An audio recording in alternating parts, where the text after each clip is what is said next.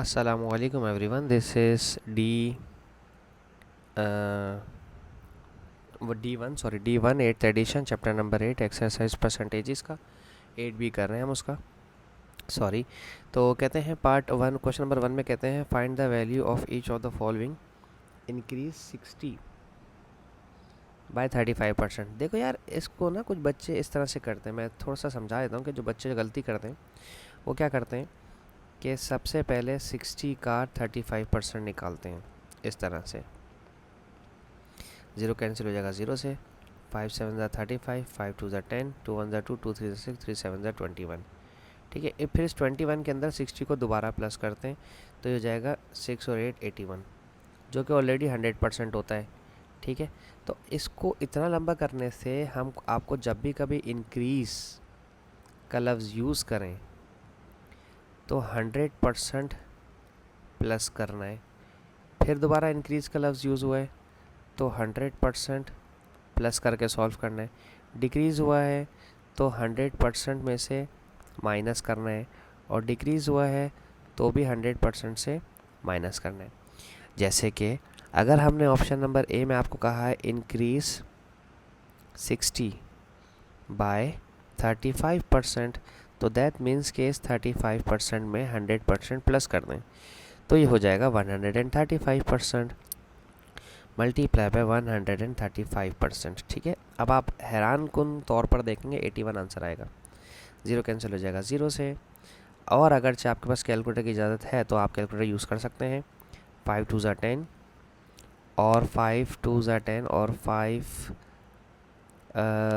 3 35, 5 7 ज़ा 35, 2 1 ज़ा 2, 2 3 ज़ा 6, 3 7 ज़ा 21, 3 2 ज़ा 6 7 8, आगे 81।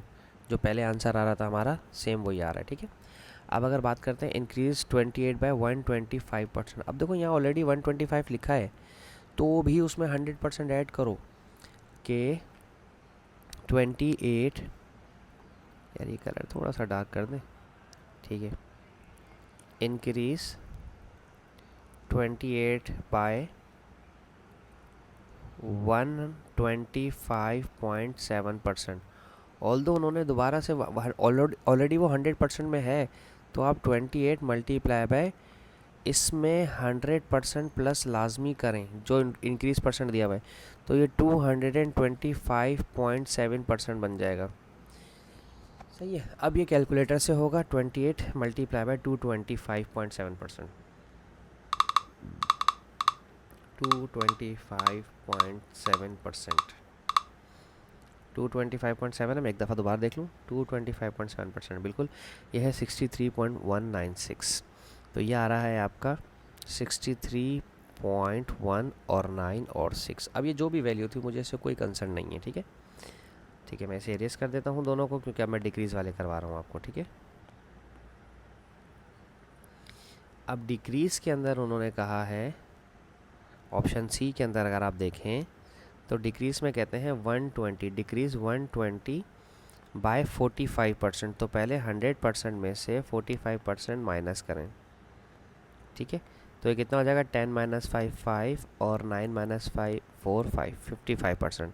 तो अब आपको 55% चाहिए क्योंकि आपने 100 से माइनस कर दिया। और अगर आप टीचर को समझाना चाहें, या sorry I am so sorry, teacher को आप बिल्कुल नहीं समझाना चाहेंगे, आप अगर ख़ुद से याद रखना चाहें तो 100% में से 45% माइनस करें। ठीक है, बुरी बात है, ऐसे नहीं कहते कि टीचर को समझाना चाहिए। टीचर को आप बताना चाहें कि आपने क्या किया है तो आप ऐसे कर सकते हैं। ठीक है, 100 माइनस 55, आपका टीचर आपसे खुश हो जाएगा कि आपने प्रॉपर मेथड यूज़ किया। ठीक है, 55/100, ज़ीरो कैंसिल हो जाएगा ज़ीरो से। 5 11 ज़ा 55, 5 2 ज़ा 10 और 2 1 ज़ा 2, 2 6 ज़ा 12, 66। ठीक है, दिस कम्स 66। अब हमारा डी पार्ट है इसका, जो जिसमें डिक्रीज़ करना है। अरे भैया ये तो प्लीज़ कैलकुलेटर से करवा दूँ मैं, है क्योंकि 216 को डिक्रीज़ करना है तो 100% से माइनस करवाना है 37.5%। ठीक है, तो पहले चेक कर लेते हैं कितना आएगा। 216 मल्टीप्लाई बाय, अच्छा पहले मैं चेक कर लेता हूँ 100 माइनस कितना होगा 37.5, 100 माइनस 37.5 बनता कितना है 62.5%। ये बना है 62.5%। अब 2016 सॉरी 216 का 62.5%, 216 का 62.5% का साइन ऐसे आएगा। तो 135 हमारे पास आंसर आ जाएगा, 135। ठीक है, ये हमारा 135 आ गया, जो कि डिक्रीज़ हो गया, 216 डिक्रीज़ होके ये बन गया। क्वेश्चन बच्चे थोड़ा सा प्लीज़ ऐसे कीजिएगा, थोड़ा सा ना ओ लेवल्स वाले बच्चों की तरह कीजिएगा, परसेंटेज निकाल के प्लस या माइनस नहीं कीजिएगा मैट्रिक के बच्चों की तरह। ठीक है, अच्छा जी। अच्छा, अब ये कहते हैं an elastic band which is 72 centimetre long is stretch to 90 centimetre, find the percentage increase in length. Okay, ये 72 सेंटीमीटर की थी। ठीक है, अच्छी बात है। आपने इसको स्ट्रेच कर दिया, तो ये स्ट्रेच हो गई, कितनी हो गई 90 सेंटीमीटर की। ठीक है, तो जो एक्स्ट्रा स्ट्रेच हुआ है वो कितना हुआ है खींचने के बाद, स्ट्रेच करने के बाद कितना हुआ, ये देखें ज़रा कितना बनेगा ये। इसको माइनस करो, 90 में से 72 माइनस करना ज़रा। 10 में से 2 माइनस किया तो बचे 8, और 8 में से 7 किया तो बचा 18, ये बच गया है 18 सेंटीमीटर। तो बस आपने यही परसेंटेज निकालनी है, क्योंकि उसने कहा फाइंड द परसेंटेज इंक्रीज़, तो परसेंटेज इंक्रीज़ आप निकालेंगे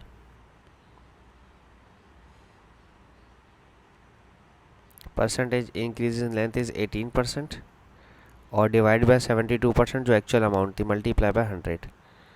तो 9 2 ज़ा 18 और 9 8 ज़ा 72 और 2 1 ज़ा 2 और 2 4 ज़ा 8 और 100 का हाफ 50, 50 का हाफ 25% आपने इंक्रीज़ कर दिया वो इलास्टिक बैंड जो है खींच खींच के। ठीक है, समझ आ गई बात। सिर्फ डिफरेंस निकाल के परसेंटेज निकालनी थी। क्वेश्चन 3 देखते हैं। क्वेश्चन 3 में कहते हैं a price of a desktop computer decreases from this much amount to this much amount, find the percentage decrease in the price. Okay, पहले प्राइस थी 304,300, ये एक्चुअल प्राइस थी। ठीक है, और ये करंट प्राइस है। ठीक है,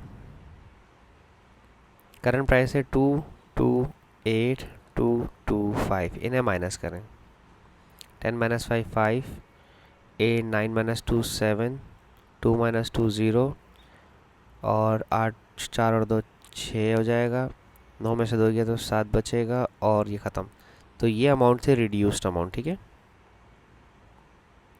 पैसे कम होके इतने हो गए 76075। तो अब आप परसेंटेज निकालेंगे। परसेंटेज इंक्रीज़ का फार्मूला क्या होता है कि जो सेलेक्टिव अमाउंट है इसमें से जो एक्चुअल अमाउंट है, ठीक है, उसको मल्टीप्लाई करवा दें 100 से। ठीक है, या आप उसको यूँ लिखेंगे कि इसको कहें रिड्यूस्ड अमाउंट। ठीक है, या decrease, find the percent decrease amount, decrease कितने से हुई है। ठीक है, या रिड्यूस ही लिखें आप। ठीक है ना, या डिफरेंस लिख लें आप, ऐसे लिख लें। ठीक है, ताकि आपको पेपर में याद रहे कि क्या लिखना है। Difference divided by actual multiply by 100। ठीक है, डिफरेंस कितना है हमारा 7607 और 5 डिवाइड बाय एक्चुअल कितनी थी कितने की अमाउंट 304300 और मल्टीप्लाई बाय 100। ठीक है, ये 2 0 2 0 से कैंसिल हो जाएंगे। 76075। ओके, 76075 डिवाइडेड बाय, अब भूल गया मैं डिवाइड वाला क्या है, 3043 ये आ गया है 25% रिड्यूस हुआ है बस। सही है, खैर है, इतना भी डिक्रीज सही है। किसी चीज़ के ऊपर 25% डिक्रीज हो जाना अच्छा खासा होता है। ठीक है जी। तो ये भी ख़त्म हमारा क्वेश्चन इसके साथ ही। क्वेश्चन नंबर हमने 1 2 3 किए ना, 3 क्वेश्चन किए आई गेस। तो बाकी क्वेश्चन अब हम नेक्स्ट वीडियो में करेंगे। होप्स आपको समझाने में कामयाब रहूँ। Thank you so much for watching my channel. अल्लाह हाफिज़।